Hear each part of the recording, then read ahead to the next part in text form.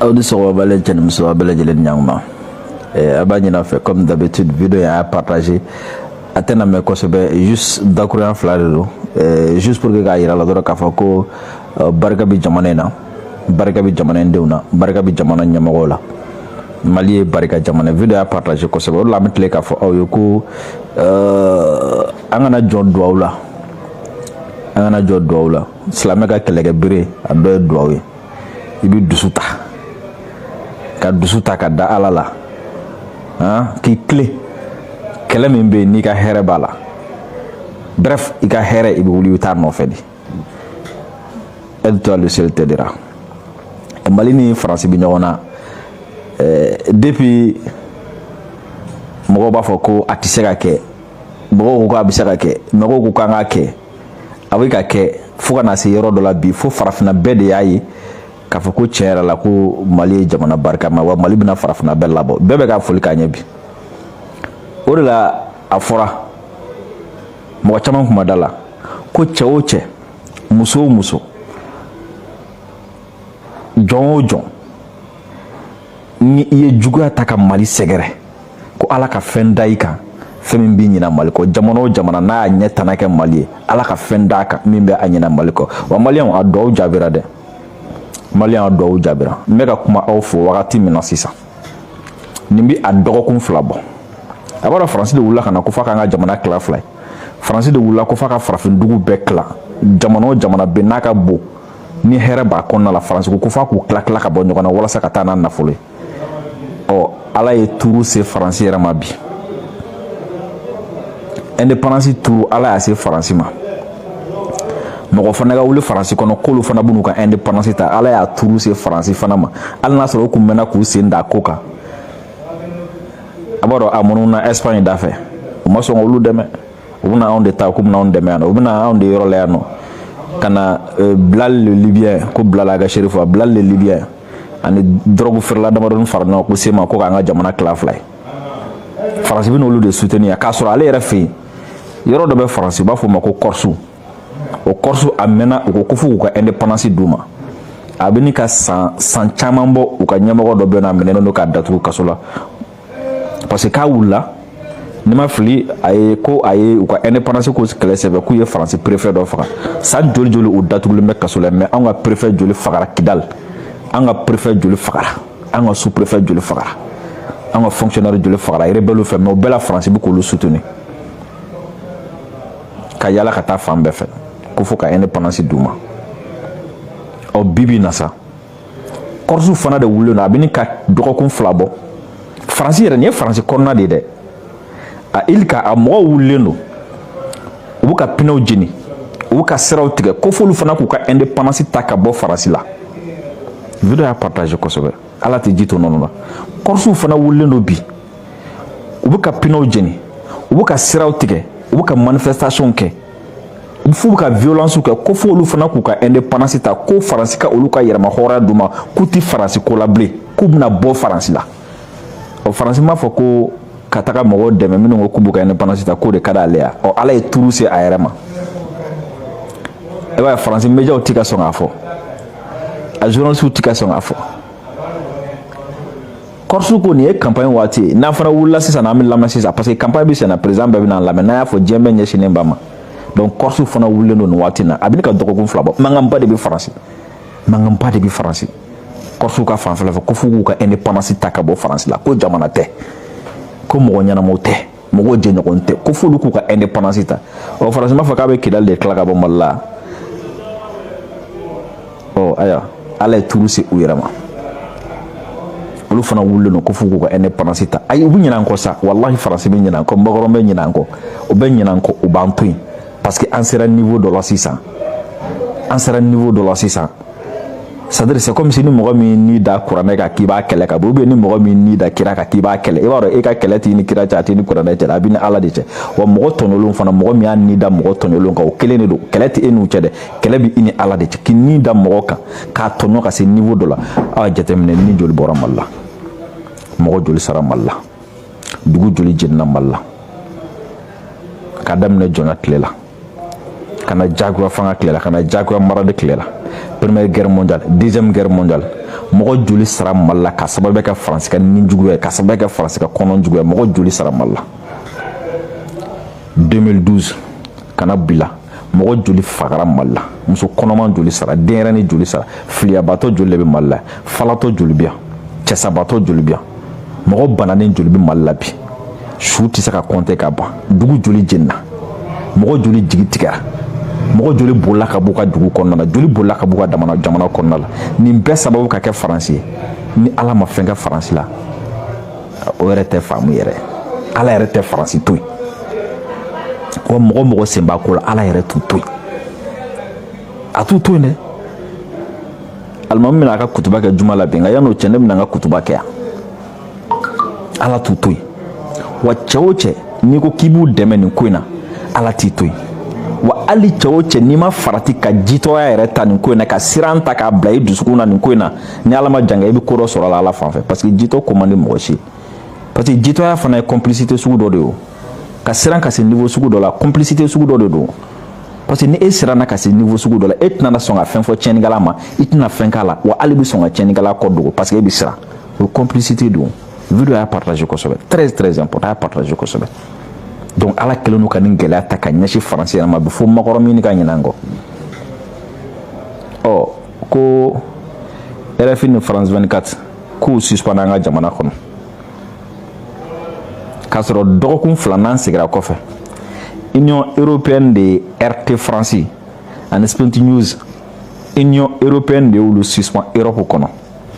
ka tila ka o suspend ka bɔ Facebook ka k'u bɔ Google ka k'u bɔ fan bɛɛ fɛ Union européenne de y'o kɛ faransi ka yamaruya kɔnɔna la mun na ko parce que ko ninnu bɛ ka kibaruya fɔ min man ɲi Europe ma min tɛ Europe dɛmɛ an ka jamana ɲɛmɔgɔ n'o ye Assimi Goïta ye a ka leadership kɔnɔna la an ka gouvernement ye mesure ta ko RFI bɛ ka tiɲɛni kɛ jamana kɔnɔ ko a bɛ fɛ ka siyaw bila ɲɔgɔn na ka kabilaw bila ɲɔgɔn na n y'o fɔ aw ye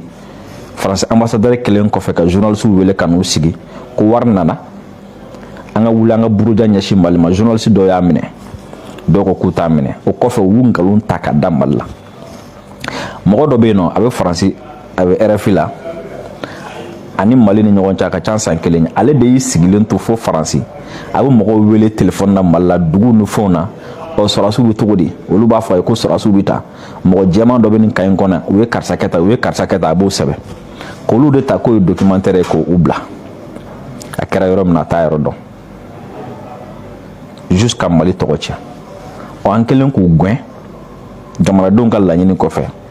RFI ni France 24 signal tigɛlen Mali la i n'a fɔ RT ni Sputnik News tigɛra Union européenne fɛ cogo min na mun bɛ kɛ Union européenne de ko k'o tɛ se ka bɛn kawala ka daba de ka ko wuru jɔgɔ ye quoi donc o kɔrɔ ko chaîne kun bɛ Union européenne de ka baara la o kɔrɔ ko France 24 ni RFI bɛ Union européenne de ka baara la a y'a jateminɛ hɛn n'aw ni mɔgɔ sera ɲɔgɔn ma mɔgɔ minnu bɛ kuma dɔrɔn n'a y'olu jateminɛ dɔrɔn aw bɛ ko ninnu aw b'u kolokolobagaw dɔn yan ni ko dɔ kɛra Mali la dɔrɔn mɔgɔ minnu bɛ kuma ni a y'olu jateminɛ a bɛ ko ninnu kolokolo yɔrɔ dɔ yan mɔgɔ minnu b'a kɔrɔ a b'u dɔn yan Union européenne ko k'o tɛ bɛn makɔrɔni a wulila tuguni parce que n y'o fɛ n ko Corse b'a kɔ o kɛlen don k'a tɔɔrɔ kosɛbɛ olu kɛlen don k'a degun kosɛbɛ élection ko la a degunnen don kosɛbɛ a wulila tuguni ko ale bɛna taa fɔ Ghana président ye n'o bɛ CEDEAO kunna ani Macky Sall n'o ye Union africaine ɲɛmɔgɔ ye k'ale bɛna taa fɔ olu ye k'u ka Mali ɲangi nin ko in na France 24 ni RFI suspend na k'u ka Mali ɲangi ɔ ko n'olu ye ɲangili ta ko ale makɔrɔ ale olu faransi b'o ɲangili dɛmɛ donc imaginez le président français qui demande à l'Union africaine et à la CEDEAO de sanctionner le Mali parce que RFI et France 24 ont été suspendus. Donc l'Union africaine et la CEDEAO sont là pourquoi? Sont dirigés par qui? Sont au service de qui? C'est évident, ça saute à l'œil. Nous avons dit que la CEDEAO ni Union africaine parce que c'est irrespectueux même de la part de Macron. S'il avait respecté l'Union africaine et la CEDEAO, Macron n'allait jamais demander à la CEDEAO, à l'Union africaine, de prendre des mesures contre le Mali parce que le Mali a suspendu RFI et France 24. Ça veut tout simplement dire que ces deux organisations sont au service de la France, sont dirigées par la France, sont contrôlées par la France, sont instrumentalisées par la France. Ça veut tout simplement dire que les présidents qui sont à la tête de la CEDEAO et de l'Union africaine sont des marionnettes de la France.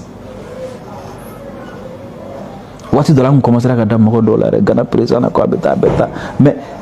la CEDEAO doit faire un communiqué. Nous appelons la CEDEAO et à l'Union africaine de condamner ces propos de Macron. L'Union africaine de CEDEAO fait. Macron a un propos qu'a condamné. Nous m'a condamné. S'ils ne condamnent pas ça, ils n'ont plus le droit de parler sur la terre. Si la CEDEAO et l'Union africaine ne condamnent pas ces propos de Macron, qui les traite comme des enfants, qui les traite comme des filiales, qui les traite comme des instruments aux mains de la France, aux mains de l'Union européenne, ça veut dire que la CEDEAO n'a plus la raison d'être. Ça veut dire que l'Union africaine n'a plus de raison d'être. Et cette fois-ci, moi aussi je vais demander à nos autorités de recevoir RT Média chez nous. Car RT Média est un canal de DL en fait ça. Je demande ça. Hein? Je demande ça. Donc vous voyez ce qui se passe. Parce que vous savez, français journaliste vous savez comment est-ce que, parce que vous savez le problème c'est quoi? Génération nous qu'on a en en 91 a politicien nous s'adresse à Chama Misra. Elle a fait une pression, fait une cour à France, une pression, fait une cour à Misra. Alors vous complexez face à ces journalistes là. Un jour là, un journaliste de Neville quoi, interview quoi.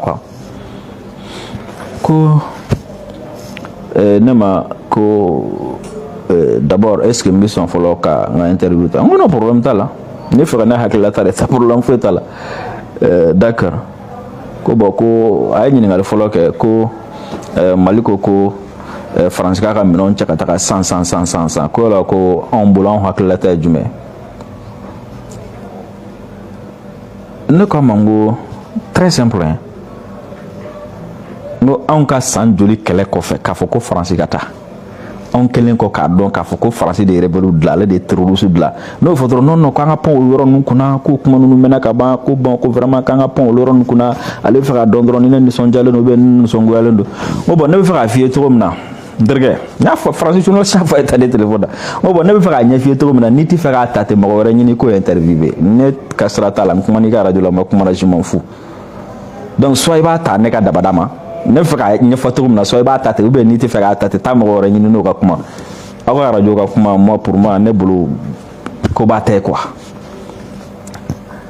ya no ko ne ka ya fale ma ko ale mata dabo kama ko ale fera doran ka fona na émission principe mi ale fe ko doran ne fam ko e mana ni nga hakila ta de la ne bi kan hakila ta de fie ne bi na hakila ta fie to mo na ni te fe ko me ni te fe ne ko fo be no ti fo ka radio la ta mo wora interviewer à ce moment là, problème faut la kabata. Bon, on ne kanga mogola, on kanga anga politicien no olu sera olu complexe. Nous nous fouiller trop bon, olu rem mola au complexe de ba boy va sur olu ko kuma to no ti kuma ke to ye genre comme ça bo anga fali. Non, complexe ça on a des anti complexe de. Ni nana kim na on fait min do amba fie tene no do parce que sera tambori ka tele la mo bika tele la nga sera tala. Ambori ka radio la mo bika radio la nga sera tala. Donc complexe li ou complexe li tianga cadre do complexe li anga politique mo do complexe li farfin do complexe li non merde. Donc vous voyez ce qui se passe magalongo ko ka fo ko CEDEAO ni mako ka fa ara dimi ko jugut la ta segi yak mi dem sana système mun ngana la ta segi système mun ko no tugun ko mais femi ko en jamara ba do mi ba do ça dire wulu kashi dogo bi jo quoi ya wulu kashi dogo bi jo le chien boit la caravane passe wulu ka manga chiti fo bi che dogo jo parce que nous moi ça m'amuse quoi amina la nyana ya doron mais juste me faire fo mo doron pour que mo ka do ko munu misina donc qui sache ou quand mesure mununta mo won kama akan ka dɔn dɔrɔn ko an fana kan ka fɛn dɔ exiger CEDEAO kan donc n'a ye CEDEAO ye k'a bɛna manamanakan fɔ parce que u kan ka na yan ni ma fili dimanche o don na n ye code dɔ bila n ka page kan code de don n t'a kɔrɔ fɔ aw ye dɛ donc a y'a sigi ni code dɔw ye a bɛ se ka kɛ kibaruya ninnu bɛ ja fɛn ko la kɔni embargo ko ninnu ni fɛn ninnu na a bɛ se ka kɛ kibaruya duman dɔ bɛ sɔrɔ peut-être dimanche ou bien lundi ou bien quand même dɔgɔkun nata a bɛ se ka kɛ n ko tɛnɛn a bɛ se ka kɛ kibaruya duman dɔ bɛ sɔrɔ voilà donc olu bɛ nalen donc Makɔrɔ nga ni kuma in an t'a dɔn n'a sɔrɔ ni o bɛna ko bali parce que Macron de ta ye CEDEAO Macron de ta ye Union africaine président minnu b'a kɔnɔ olu de y'u sigi a bɛ se ka kɛ a kɛlen ka nin f'u ye k'u ka Mali ɲangi parce que ko RFI ni France 24 datura a bɛ se ka kɛ o bɛ kɛ sababuya ye o kun kan ka kuma minnu fɔ dimanche nata Mali la a bɛ se ka kɛ sababuya ye u b'olu bɔ a ma parce que u fa kuma na u ka Ala kuma na u bɛnbakɛ kuma na u ka Jehova kuma na voilà o bɛ se ka kɛ mais de toute façon on Cɛbakɔrɔ n'i ta ye nin ye dɔrɔn foyi t'i sɔrɔ foyi degun t'i sɔrɔ tɔɔrɔ t'i sɔrɔ foyi n'i ta ye nin ye dɛ mais n'i ta tɛ nin ye cɛ fɛn bɛɛ b'i sɔrɔ dɛ donc an ka ɲɔgɔn sɔrɔ Ɲamakɔrɔ ni juma jiginna à partir de 14h Ɲamakɔrɔ terrain municipal la Yɛrɛwolo debout sur la rempart B an bɛna nin tɔ bɛɛ développer aw ye ni Ala sɔnna a ma fɛn camanba de bɛ yen an bɛn'o ɲɛfɔ aw ye fɛn camanba bɛ yen an bɛn'o ɲɛfɔ aw ye jusqu'à fɔ mɔgɔw dɔrɔn mɔgɔw kana to k'u da don ko dɔw la u tɛ fɛn minnu kalama vous savez c'est deux to ka mɔgɔ dawuli to la ba ko y'a sɔrɔ ko dɔw bɛ Yɛrɛwolo kun kan mɔgɔ dɔw bɛ taa kuma u bɛ taa jugement kɛ u bɛ taa parti pris kɛ cɛ Ala kama an ka to ka ɲɔgɔn ɲininka quoi an ka to ka ɲɔgɔn ɲininka yanni an ka taga parti pris kɛ ka taga n da don ko dɔw la u tɛ ɲɔgɔn sira la anw de bɛ ɲɔgɔn dɔn an bɛ ɲɔgɔn dɔn an bɛ ɲɔgɔn jogo dɔn an bɛ ɲɔgɔn ka point fort dɔn an bɛ ɲɔgɔn ka faiblesse dɔn an de b'a dɔn min kan ka minɛ cogo min na an b'a dɔn min bɛ min kɛ a b'a kɛ mun kama a mago nous on est au courant de tout an bɛ fɛn bɛɛ dɔn donc on gère les problèmes entre nous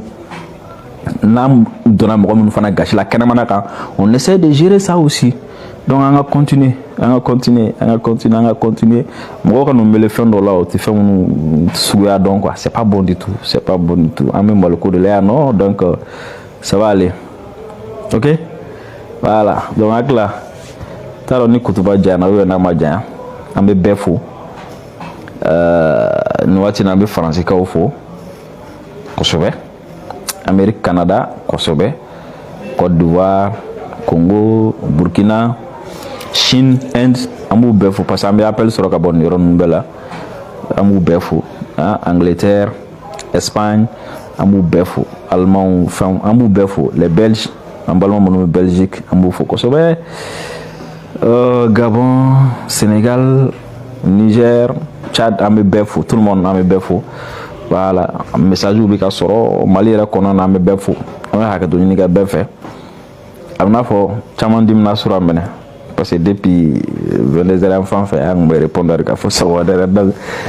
appelw ni message ni fɛnw